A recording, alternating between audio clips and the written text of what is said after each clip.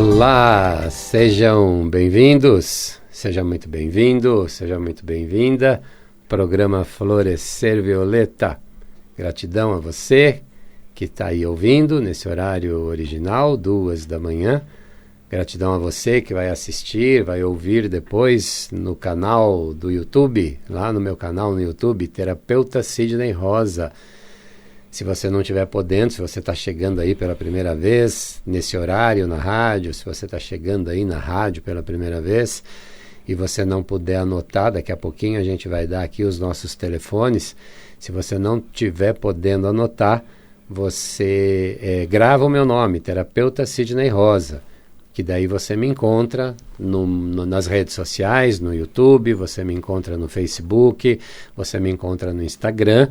E aí você pode mandar a sua mensagem, pode falar aqui com a gente através de um desses canais, né? Então não se preocupe se você não puder anotar o meu celular, mas grava o meu nome, Terapeuta Sidney Rosa. E para você também que está chegando aí, né, que está ouvindo pela primeira vez, nós estamos aqui, eu e o Clélio Leme, um amigo, colega de profissão, psicanalista também. Estamos fazendo aqui uma série de programas falando dos tipos psicológicos, fazendo uma analogia aos apóstolos de Jesus, né? Então, a gente, de alguma maneira, né, a gente está mostrando aqui a possibilidade, o quanto é possível a nossa transformação, que foi o que Jesus fez com os apóstolos, né? Nós falamos aqui no programa anterior.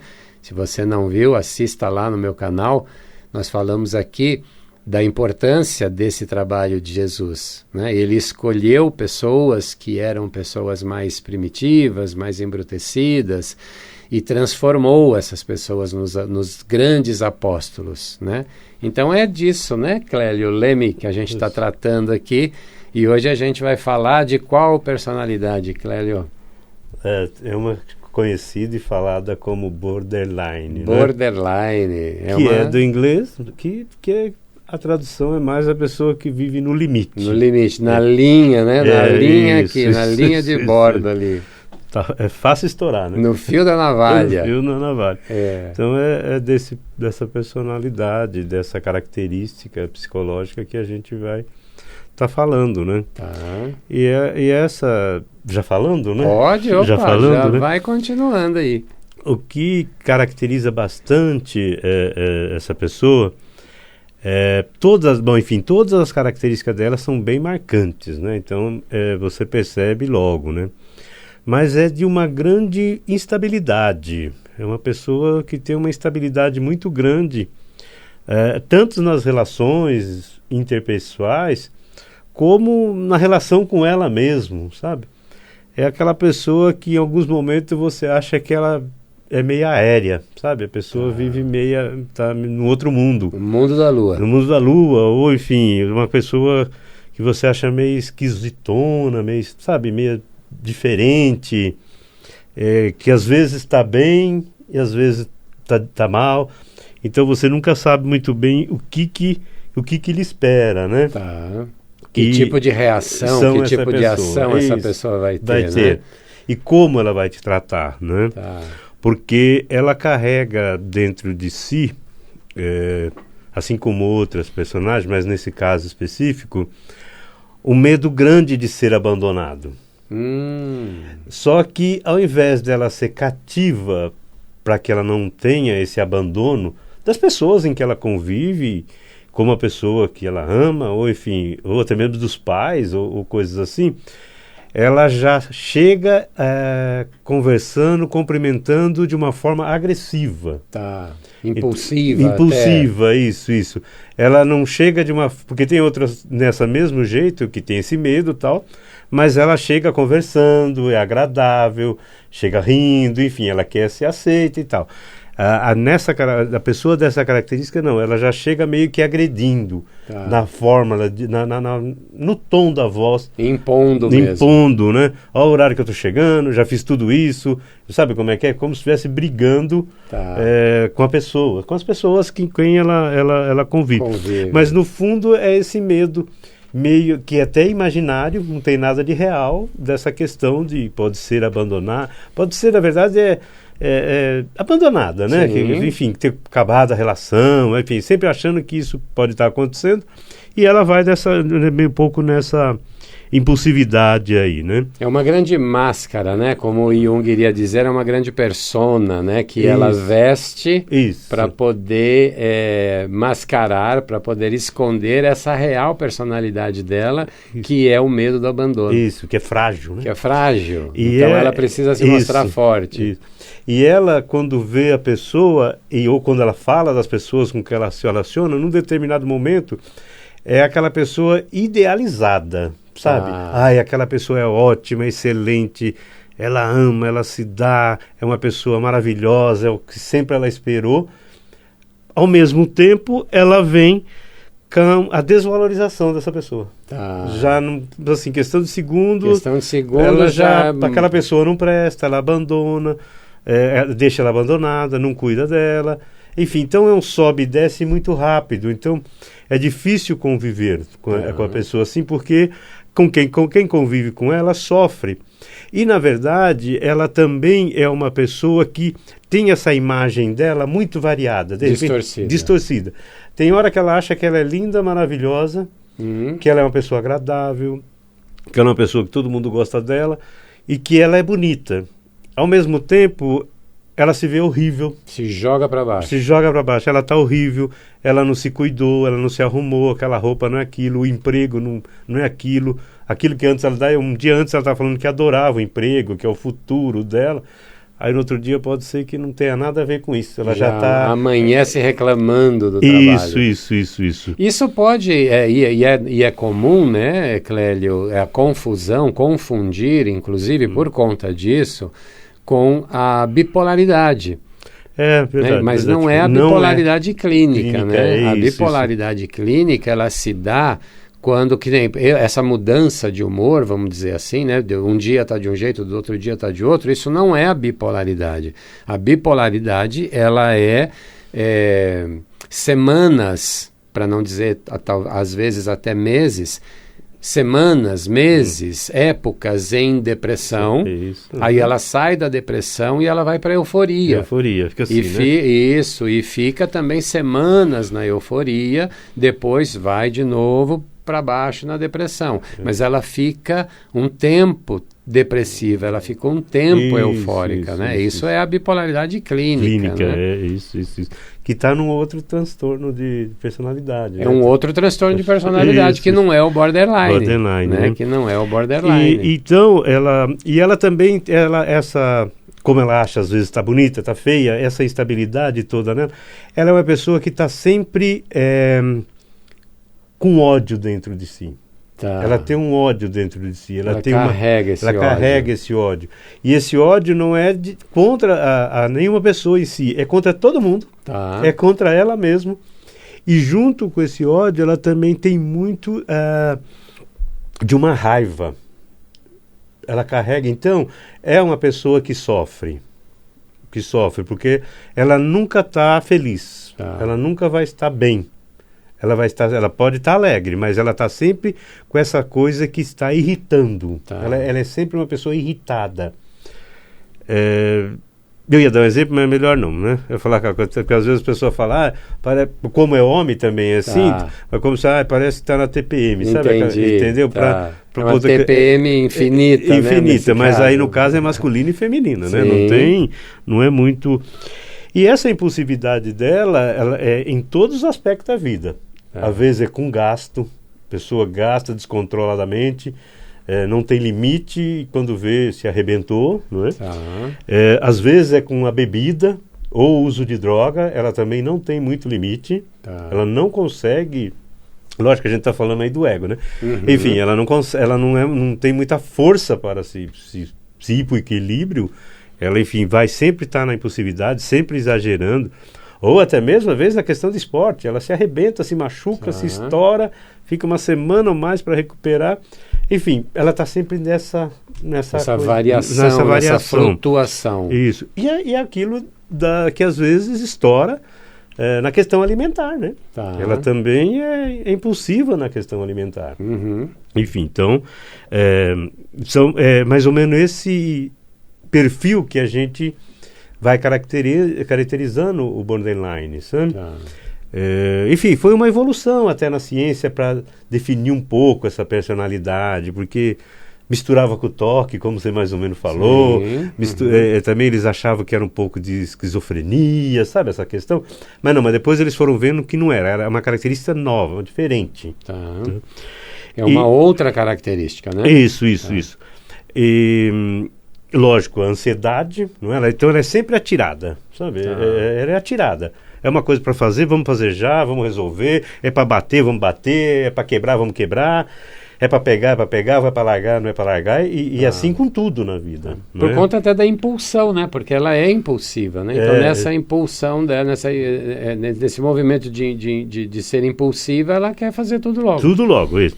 E ela tem um vazio muito grande, né? Tá. Ela é um vazio. O que preenche ela é essa irritabilidade, essa raiva, esse ódio. Ela está sempre nesse clima. Tá. E isso... E você... Agora, é uma das pesquisas que se tem, que a gente baseia isso, a gente está estudando num trabalho do pessoal da Universidade de Nova York, que de 600 pessoas que eles com essa característica, a probabilidade de você ajudá-las por terapia, nem por medicação, nem tanto por medicação, por terapia, essa é uma das personalidades excelente. Era uma das personalidades excelente, mais que dá resultado, acessíveis. Isso, todos os tipos de terapia, a pessoa corresponde, entendeu? Então isso ajuda muito. Sim. Né? Ajuda muito. E, enfim, então, agora a medicação, porque a base também tem a psiquiatria aí no meio, claro, né? Claro, e ela sempre vai para a medicação, né? Não tem jeito. E até o estudo básico que a gente tem feito em livros da psiquiatria, da psicanálise, enfim. E eles até se evitaria ao máximo estar trabalhando a questão. Principalmente acavalando uma medicação em cima da outra, sabe? Em vários tipos de medicação, porque o equilíbrio dos dois seria bom. Mas o que mais vai ajudar, e ajuda muito, é a questão das terapias. Da terapia mesmo, né? Por quê? Porque, como você já disse várias vezes nos programas, a gente tem aquela criança que não entendia o que a gente só sentia, não conseguia entender. E quando você só sente, na verdade você entende do seu jeito, né? Sim. E você interpreta do seu jeito. Pode não estar acontecendo aquilo, mas você é uma criança, para você está acontecendo. Acontecendo, né? É aquilo que você está vendo. É aquilo que você está vendo, que às vezes as crianças, a gente tinha até ouvia falar, mas criança às vezes mente mesmo, né? Não está mentindo, ela está falando a verdade. Ela está falando a verdade, ela acredita, ela está vendo isso. Né? No que ela sente, ela acredita, né? Uhum. A criança não tem filtro, né? Isso, ela não tem filtro. Ela não sabe o que ela sentiu isso, medo, você é monstro. Claro. Não tem jeito. Sim. Ela não gostou de você, né? E isso vem muito dessa criança, principalmente se ela foi criada num ambiente familiar muito conturbado, muito caótico, muito de brigas entre os casais, entre os irmãos, entre os parentes. Então, isso contribui muito para que ela tenha essa característica, né? E além da questão familiar também, se ela sofreu maus tratos físicos, apanhou muito, ou se não apanhou, só falar que ia apanhar, a criança já apanhou, né? Sim, porque você está dizendo que vai bater, ela acredita. Você já pegou a vara ali, a cinta, ela já apanhou. Pronto, ela já... E isso tudo que contribui, ou até mesmo maltrato físico mesmo, né? De ter batido mesmo. Ou lá, quando a criança é muito espoleta, a mãe fala, vou te deixar amarrado, né? Pronto, ela já sabe, ela vai pensar isso. Ela é uma criancinha de 6, 7, 8 anos, mas ela vai pensar que está acontecendo isso. Ela entende literalmente isso, né? Ela entende literalmente o que está sendo falado. Isso, e aí eu tenho até um exemplo que eu estava lendo esses dias, que a mãe, para a criança não ficar mexendo na comida, porque tinha um limite de comida, de doce, essas coisas, lhe corta sua mão outra vez que eu ver isso. Pronto. Olha só. Para a mãe ela fez, lógico, querendo mostrar para a criança, olha, Sim. não é para fazer, né? Mas para a criança isso vai entrar na vida dela e vai contribuir que ela tenha esse transtorno agitado, nervoso, inseguro, brava, com ódio, com raiva das pessoas, porque ela não se acha. Não se acha, ela não se encontra. Não se encontra ali. Aquele vazio interno que você comentou, que é isso que essa pessoa vai carregar, e ela vai tentar compensar na comida, ela vai tentar compensar na bebida, ela vai tentar compensar no cigarro, nos vícios. Por quê? Porque ela tenta fechar essas lacunas emocionais. E no momento em que ela come, no momento em que ela fuma, por exemplo, ela se sente preenchida. Mas logo esse vazio furo, volta lá, esse né? vazio volta, né? Então ela precisa, essas pessoas, né, precisam entender de que maneira complementar esse vazio. Isso. Né? E aí, como você disse, pela pesquisa da Universidade de Nova York, as terapias para o borderline funcionam super bem. Super bem. Né? E por quê? Porque vem nesse processo da criação, né? Que é o que lá na criança, como que você fala? Machucada, não? Criança ferida? Ferida, né? Uhum. Vem da forma como ela foi tratada, né? Muitas vezes ela foi negligenciada, sabe? Isso. Uma criança foi negligenciada. Tinha muitas famílias grandes, muitos irmãos, a pessoa nem é percebida, sabe? Então negligencia, os pais negligenciam mesmo. Isso. E claro que os pais não fazem isso, né? A gente fala muito isso, né? No processo terapêutico. Os pais, eles erram muito. Né? Somos pais, avós, né? No meu caso, avô. Então a gente erra muito nesse processo. Mas por que a gente erra? Não é porque a gente quer complicar a vida do filho, não é porque a gente quer ferrar a vida do filho, Sim. É porque a gente não sabe. A gente faz aquilo que a gente entende que é o melhor. Sim. Né? Que era o melhor, era o que eu sabia fazer. Eu não sabia fazer diferente. Para mim, isso foi o melhor que eu podia ter feito. Mas causam feridas. Causam feridas. Essas feridas vão continuar, né? Enquanto não terapeutiza, enquanto não cicatriza, ela vai ficar pulsando, ela tem vida. E ela atua na vida do adulto. Então, o adulto vai estar carregando essa ferida da época da infância. Sim, é isso principalmente, né? E às vezes também a criança quando sofreu abuso infantil mesmo, sexual. Né? Abuso sexual também. Isso vai contribuir muito para ela ter esse transtorno de irritabilidade, vamos dizer assim, de impulsividade.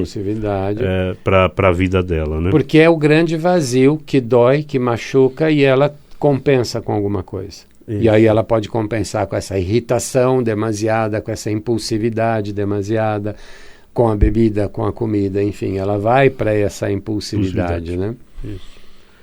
Isso. E os apóstolos, quem que eram? Quem que eram os borderlines lá que Jesus deve ter tido um trabalho homem, nossa. Né? Bom, até porque, né, 2020 anos atrás, ele não sabia tudo que a ciência já veio e caminhou, né? Quer dizer, não sabia, né? Sabia muito na verdade, mais, ele né? sabia muito, né? Porque a ciência, a psicologia é uma disciplina hoje de graduação, mas ela tem o quê? 200 anos? Sim. Sei lá, né? E Cristo tem 2020. Então, e ele já trabalhava. E aí, então, dos apóstolos, você vai ter o primeiro, que é o Pedro.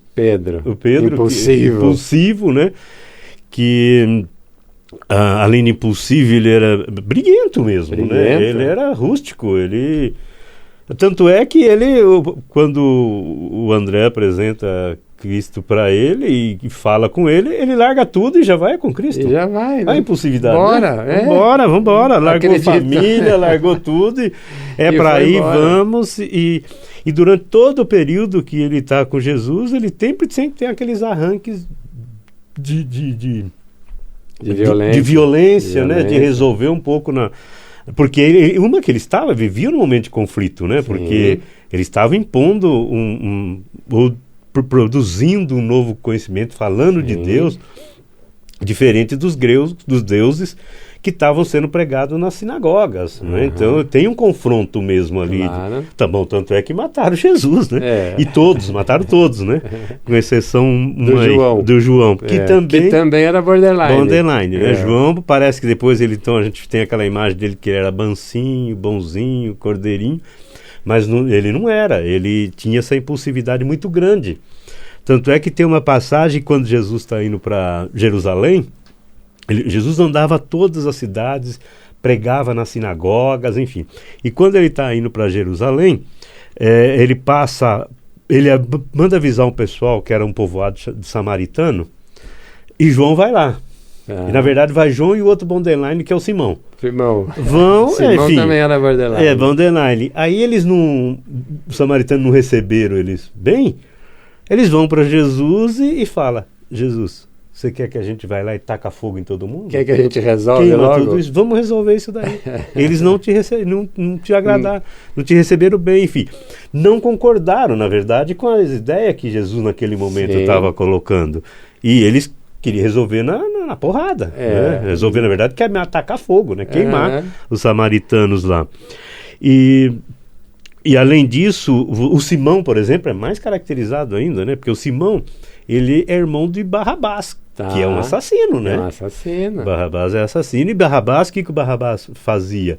Ele tinha um método diferente de atuar. Ele atuava com a violência. E o Simão, antes de vir, o Simão é militante politicamente. Ele é militante político, isso, né? Israel, isso. Ele era nacionalista, ferrenho, enfim, rebelde, revolucionário, radical. E depois viram essas pessoas doces, né? Agradáveis. Que aí, eu não sei se você quer falar, o Pedro depois para onde ele foi, Pedro vai pregar. Pedro, além de pregar, o Pedro, além de pregar, ele pega, e as duas últimas cartas que você tem no Novo Evangelho, no Novo Testamento, é de Pedro. Então, ele que era um cara inculto, que não tinha estudado, que não tinha nada. Ele vai estudar, ele se prepara, ele transforma aquela brutalidade dele toda, e ele tem duas cartas que ele escreve que está no Evangelho. Que está no Evangelho. Ele dirigia essas cartas para algumas regiões lá que hoje a gente chama da Galileia, de Israel, enfim. Capadócia, isso, por todos esses povos por onde ele mandou essas cartas, ele dando conselhos de como você manter uma postura gentil, uma postura empática com a população, né?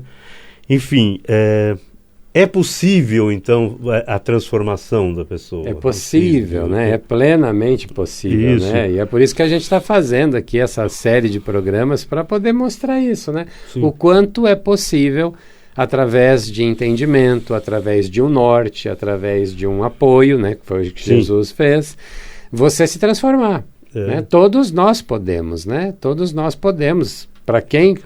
Para esses apóstolos que eram o que eram e se transformaram, né, no que se transformaram. Em grandes pregadores, né? Grandes pregadores, né? João é o Evangelho de João. Isso, né? Até hoje. Ele escreveu o Evangelho. Escreveu o Evangelho, Apocalipse, epístolas, né? Epístolas, Apocalipse. Então veja que é possível, né? Então para você que está ouvindo aí, que está acompanhando essa série de programas, permita-se as terapias, né? Que seja com psicanálise, que seja com psicologia, que seja um outro formato, mas permita-se, né? Porque é importante para que você possa se transformar, né? O Clélio Leme tem uma terapia, que é a terapia do barco. Você entra em contato comigo, eu passo o telefone do Clélio para você. Eu não lembro aqui, né? O Clélio teve um problema técnico com o celular dele e ainda não resolveu.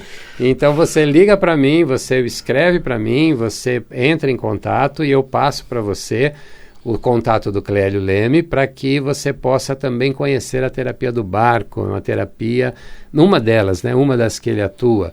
É uma terapia para quem precisa se desvincular aí, se desligar aí dos desencarnados, né? E o nosso tempo está chegando no fim. Anota o meu telefone, 11 98670 6310. 11 98670 6310. grava o meu nome, Terapeuta Sidney Rosa. Me encontra no YouTube, me encontra no Facebook e pega comigo o contato do Clélio. É grátis, né? Porque a gente está fazendo também por uma doação. Isso, é gratuito, é uma doação. Estamos falando de Jesus, né? Estamos falando de bondade. É uma grande doação que o Clélio está oferecendo para você, ouvinte da Vibe Mundial. Até a semana que vem, Clélio. Até a semana que vem. Um abraço a todos. Até lá.